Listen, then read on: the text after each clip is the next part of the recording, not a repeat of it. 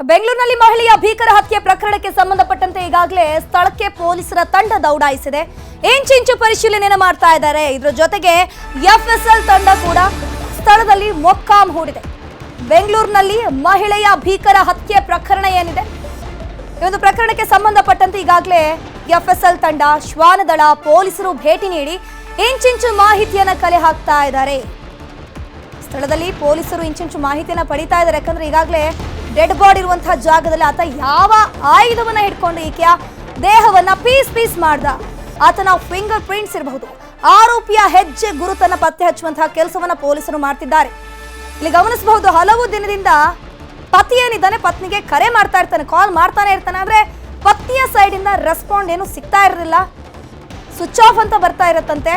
ಇಂದು ಪತಿಯೇ ಖುದ್ದು ಮನೆಗೆ ಬರ್ತಾನೆ, ನೋಡೋಣ ಹೆಂಡತಿ ಕಾಲ್ ಪಿಕ್ ಮಾಡ್ತಾ ಇಲ್ಲ, ಏನಾಗಿದೆ ಆಕೆಗೆ ಅಂತ ಬಂದು ಪರಿಶೀಲನೆ ಮಾಡುವಂತಹ ಸಂದರ್ಭದಲ್ಲಿ ಬಾಗಿಲು ತೆರೆದು ನೋಡಿದಾಗ ಈ ಒಂದು ಕೃತ್ಯ ಬಯಲಾಗತ್ತೆ.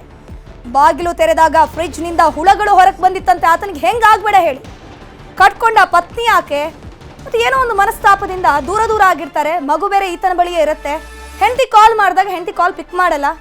ಸರಿ, ಒಂದ್ ಬಾರಿ ಹೋಗಿ ನೋಡ್ಕೊಂಡ್ ಬರ್ತೀನಿ, ಏನಾಗಿದೆ ಅಂತ ತಿಳ್ಕೊಂತೀನಿ ಮಾಹಿತಿ ಅಂತ ಆತ ಇಲ್ಲಿಗೆ ಬರ್ತಾನೆ. ವೈಯಾಲಿ ಕಾವಲ್ಗೆ ಮನೆಗೆ ಬರ್ತಾನೆ. ಮನೆ ಬಾಗಿಲು ಓಪನ್ ಇರತ್ತಂತೆ.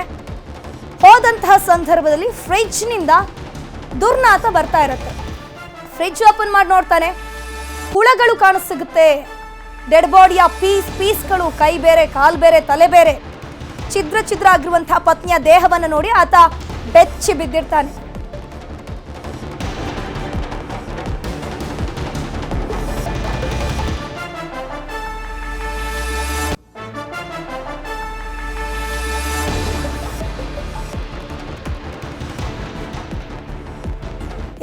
ವರ್ಷದ ಮಹಾಲಕ್ಷ್ಮಿ ಅನ್ನೋ ಮಹಿಳೆಯ ಬರ್ಬರ ಕೊಲೆಯಾಗಿದೆ ಅಲ್ವಾ.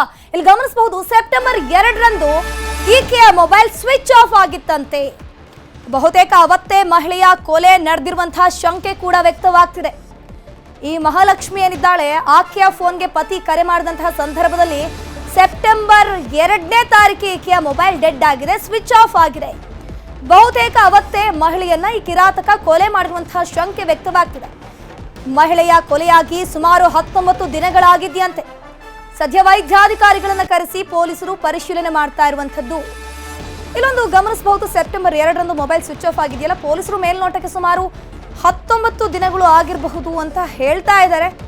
ಇನ್ನು ನೋಡಬೇಕು, ಮರಣೋತ್ತರ ಪರೀಕ್ಷೆ ಆದ್ಮೇಲೆ ವೈದ್ಯಾಧಿಕಾರಿಗಳನ್ನು ಕೂಡ ಕರೆಸಿದ್ದಾರೆ ಸ್ಥಳಕ್ಕೆ. ಅವರು ಒಂದಷ್ಟು ಪರಿಶೀಲನೆ ಮಾಡಿದ್ಮೇಲೆ ಎಕ್ಸಾಕ್ಟ್ಲಿ ದಿನ ಹೇಳ್ಬಹುದು, ಎಷ್ಟು ದಿನ ಆಯ್ತು ಒಂದು ಕೊಲೆ ನಡೆದು ಅಂತ.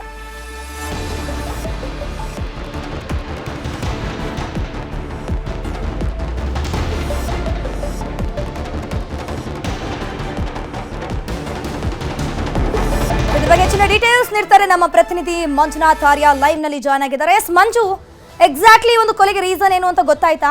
ಆ ಪಿಕಪ್ ಡ್ರಾಪ್ ಮಾಡ್ತಿದ್ದಂತಹ ಯುವಕ ಯಾರಂತೆ? ಸದ್ಯಕ್ಕೆ ಪತ್ನಿಯ ದೇಹವನ್ನ ಮೊದಲ ಬಾರಿಗೆ ನೋಡಿರುವಂತದ್ದು ಪತಿ. ಆತ ಎಲ್ಲಿದ್ದಾನೆ? ಆಕೆ ಕುಟುಂಬಸ್ಥರಲ್ಲಿ ಬಂದಿದ್ದಾರೆ ಹೇಗೆ ಅಂತ?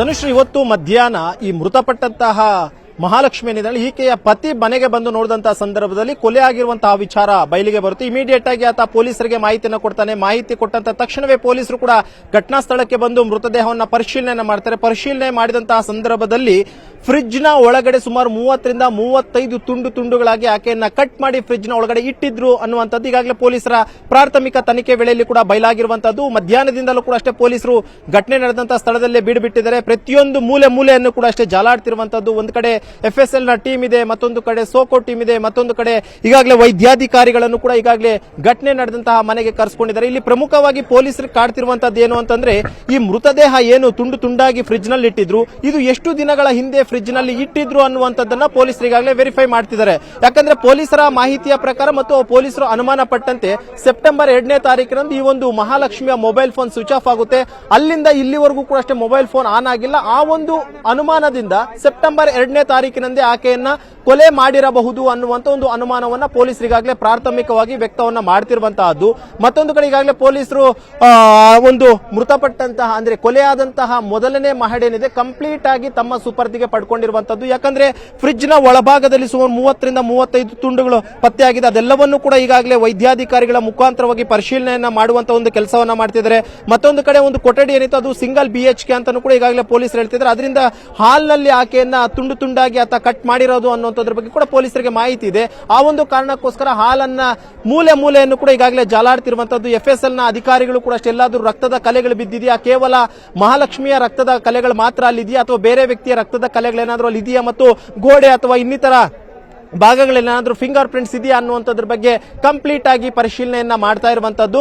ಮತ್ತೊಂದು ಕಡೆ ಇನ್ನೊಂದು 2 ಟೀಮ್ಗಳನ್ನ ಈಗಾಗಲೇ ಸಿಸಿ ಕ್ಯಾಮೆರಾಗಳನ್ನ ಹುಡುಕುವಂತ ಒಂದು ಕೆಲಸಕ್ಕೆ ಪೊಲೀಸರನ್ನ ಬಿಟ್ಟಿದ್ದಾರೆ. ಇಲ್ಲಿ ಕಾರಣ ಏನು ಅಂತಂದ್ರೆ ಸೆಪ್ಟೆಂಬರ್ 2ನೇ ತಾರೀಕಿನಂದಿನ ಫೂಟೇಜ್ ಗಳ ಮೇಲೆ ತೀವ್ರ ಪೊಲೀಸರು ಫೋಕಸ್ ಮಾಡ್ತಿರುವಂತದ್ದು. ಯಾಕಂದ್ರೆ ಪೊಲೀಸರ ಮಾಹಿತಿಯ ಪ್ರಕಾರ ಸೆಪ್ಟೆಂಬರ್ 2ನೇ ತಾರೀಕಿನಂದು ಯಾವ ಟೈಮ್ಗೆ ಆಕೆ ಮೊಬೈಲ್ ಫೋನ್ ಸ್ವಿಚ್ ಆಫ್ ಆಗಿತ್ತು, ಆ ಸ್ವಿಚ್ ಆಫ್ ಆದಂತಹ ಟೈಮ್ ನಿಂದ ಸೆಪ್ಟೆಂಬರ್ 2ನೇ ತಾರೀಕು ಮುಕ್ತಾಯ ಆಗುವವರೆಗೂ ಕೂಡ ಅಷ್ಟೇ ಕಂಪ್ಲೀಟ್ ಆಗಿ ಸಿಸಿ ಕ್ಯಾಮೆರಾಗಳನ್ನ ಜಾಲಾಡ್ತಾ ಇದ್ದಾರೆ. ಈ ಒಂದು ರಸ್ತೆಗೆ ಏನು ಅಟ್ಯಾಚ್ಡ್ ಆಗಿರುವಂತಹ ಎಲ್ಲಾ ರೋಡ್ಗಳಲ್ಲಿರುವಂತಹ ಸಿಸಿ ಕ್ಯಾಮೆರಾ ಫುಟೇಜ್ ಅನ್ನು ಕೂಡ ಈಗಾಗಲೇ ಪರಿಶೀಲನೆ ಮಾಡುವಂತಹ ಒಂದು ಕೆಲಸವನ್ನು ಕೂಡ ಅಷ್ಟೇ ಈಗಾಗಲೇ ಸಂಬಂಧಪಟ್ಟಂತಹ ಅಧಿಕಾರಿಗಳು ಮಾಡ್ತಾ ಇರುವಂತದ್ದು.